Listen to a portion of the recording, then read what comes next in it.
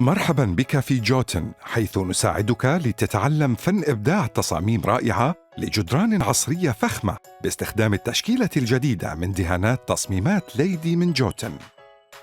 يوضح لك هذا البرنامج التعليمي كيفية تنفيذ تصميم ترافرتين من مجموعة أثري باستخدام فينوماستيك الألوان الناصعة المائي غير اللامع S2000N ومزيج من تصميمات ليدي ستوكو أنتيكا بالألوان سيريز 2649 توب 3275 ومالبري 2836 وديب بيتش 2835. لتنفيذ هذا التصميم سوف تحتاج إلى رولة عادية وكشاطة صغيرة وكشاطة متوسطة الحجم.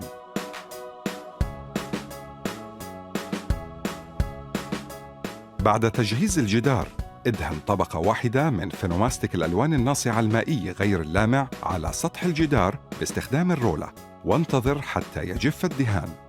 ابدأ بدهن كل لون من تصميمات ليدي ستوكو أنتيكا بشكل عشوائي على سطح الجدار بسمكات متفاوتة باستخدام الكشاطة.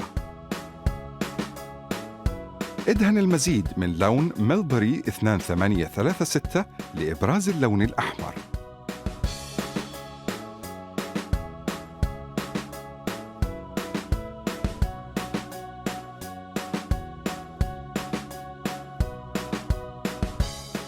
استخدم الرولة لمزج جميع الألوان الأربعة بشكل جيد لتحصل على تصميم الترافرتين الأحمر الطبيعي، وسوف تلاحظ كيف سيبرز الملمس والمظهر بشكل تلقائي.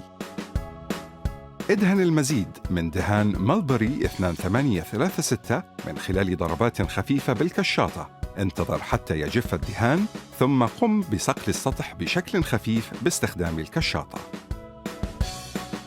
لقد قمت للتو بتنفيذ تصميم ترافرتين المثالي.